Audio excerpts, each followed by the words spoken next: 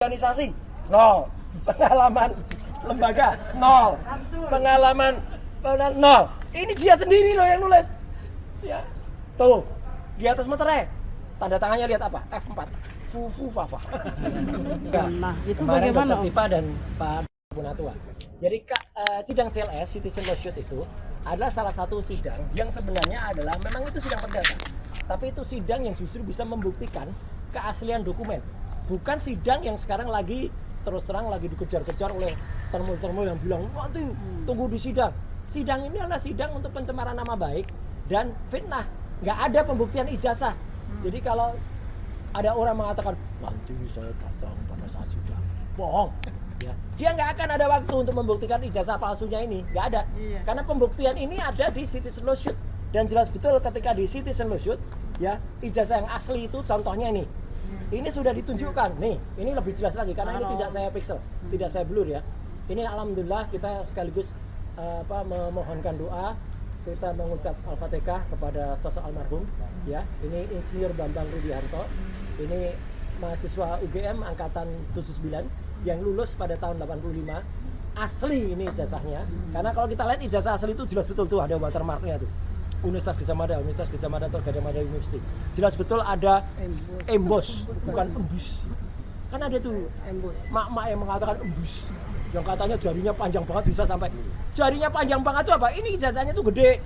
Kalau ini saja nggak nyampe, apalagi ijazah yang gede. Jarinya mungkin mak lampir yang bisa panjang banget sampai sini ya. Nggak ada, apalagi tertutup plastik ya. Jadi jangan sok ngaku-ngaku ahli ya, mak-mak itu ya. Embus ya. Gitu. Nah, terus lintasan stempelnya juga ada. Beda banget nih, lihat. Tuh, dengan yang disebut-sebut ijazah. Nggak ada watermarknya, nggak ada embosnya, capnya juga tidak melintasi fotonya. Nggak ada lintasan stempel. Nah, kami minggu yang lalu, tepatnya pada tanggal 18, saya dan Dr. Rismon Hasiulan Sianupar itu sempat hadir di sidang CLS di Pengadilan Negeri Surakarta. Dan kami memberikan analisis detail tentang ijazah itu. Sama dengan Dr. Rismon yang sangat detail. Kemarin Dr. Tifa memberikan telaah soal politika, ya, soal ilmu dia. Karena kan Dr. Tifa juga sedang menyelesaikan, insya Allah akan mendapatkan 2 gelar doktor sekaligus, ya, gitu. Jadi lagi menyelesaikan, jadi lagi konsentrasi. Dokternya satu di Unpad, satunya lagi kalau nggak salah di UI, ya, gitu. Jadi memang belum dokter. Ya, tapi kandidat dokter boleh disebut begitu ya. Tapi artinya dia masih dokter. Artinya apa? Dr. Tifa memberikan penelaahan tentang wajah. Jadi wajah seseorang itu bisa kelihatan bohong atau tidak. Gitu. Bahkan waktu itu ada kuasa hukum menanyakan, gimana soal itu kalau ada tes kebohongan. Oh, itu poligraf. Kalau poligraf itu hanya membaca misalnya denyut, jantung dan lain sebagainya. Itu akan lebih detail kalau dibaca sosok raut yang bersangkutan. Kan organisasi nol, pengalaman lembaga nol, pengalaman nol. Ini dia sendiri loh yang nulis. Ya, tuh di atas materai tanda tangannya lihat apa? F4 Fufu Fafa. Jadi ini jelas ya. Jadi sekarang Pak Dr. Leoni Lydia, kemudian Pak Sam, Bu Dr. Leoni Lydia, maaf, Bu. Kemudian Pak Lukas Warso, kemudian Pak Sam lagi ngejar syarat-syarat ini. Menambahkan apa yang dilakukan penelitian oleh Dr. Bonatua Silai. Jadi sekali lagi kami tetap bersama, ya, saya dengan Pak Gafur sebagai kuasa hukum saya, ya, pada tim yang di bawah koordinator Mas Ahmad Kasimuddin itu terus bekerja sama, terus menjalin komunikasi dengan tim dari Pak Refli Harun. Tidak ada perpecahan di antara kami, nggak ada. Kita sama. Saya datang meskipun Pak Asmi tidak bersaksi untuk saya, tapi saya tetap datang karena yang disaksi, yang dikuatkan keahliannya oleh beliau adalah Bu Kurnia Tridiani, Pak Rizal Fadilah, juga Pak Rustam, adalah kita satu kesatuan. Kita tidak terpisah-pisah. Karena memang beda karena Pak Asmi lebih ke soal aspek pidana, bukan ke soal pasal 32 dan 35 Undang-Undang ITE. Jadi itu ya, saya tadi juga masuk, bentar lagi kita tunggu.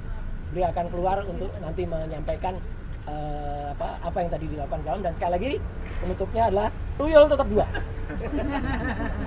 Ya, gambarnya baru nih, Pak. Tetap tulisan Lukas Luwarto. Oh, ada maknanya dong berarti ke Bang ya? Kenapa, Bu? Ada maknanya ya? Oh, maknanya tanya penulisnya.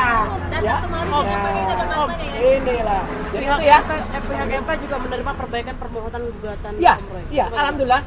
MK melalui ketua sidangnya, ya, Prof. Saldi Isra, itu sudah menerima perbaikan dari tadinya ada 46 paragraf, kemudian yang kemarin kita masukkan ada 92.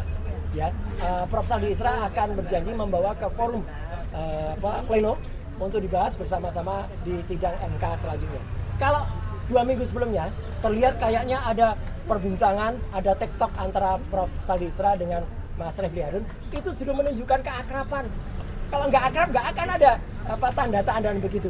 Kemarin juga canda, udah nggak usah pakai berdiri, gitu. Kan kemarin ketika diperkenalkan Dr. Tifa berdiri, Pak Resmon berdiri, saya juga berdiri, gitu ya. Kayak apa aja gitu. Nah itu kan justru akrab gitu ya. Sama halnya ketika sidang citizen lawsuit yang ada di Solo, ya itu juga saya sebenarnya juga canda-candaan aja sama kuasa hukum dari pihak sebelah Pak Muhammad Irfan, ya. Wah Pak Muhammad Irfan tanya panjang banget. 7 menit sendiri tanya, wah apakah saudara bisa menjelaskan soal bagaimana izin dan lain-lain? Saya tanya, Pak Irfan, tadi di awal kan Bapak menolak kehadiran saya. Iya, lah kok Bapak tanya ke saya? Kalau menolak kehadiran nggak usah tanya. Oh ya udah, kalau gitu saya nggak tanya. Nah itu kan sebenarnya juga canda. Habis sidang, kami salaman lagi, itu namanya profesional. Ya, no hard feeling. Ya, tidak ada yang namanya dendam apapun. Dan sekali lagi kita tunggu nanti penjelasan dari Pak Dr. Asmi Syahputra yang kita berterima kasih beliau sudah memberikan kesaksian setelah Pak Ganjar Laksono. Iya, itu soal kalau orang itu jujur, itu dia berpikirnya tidak lagi harus berpikir lagi gitu, tapi sudah semua itu pikiran itu ada di hipokampus, ada di otak belakang, tidak lagi harus mengernyit untuk berpikir. Terus kemudian kesaksian dari Dr. Bonatua.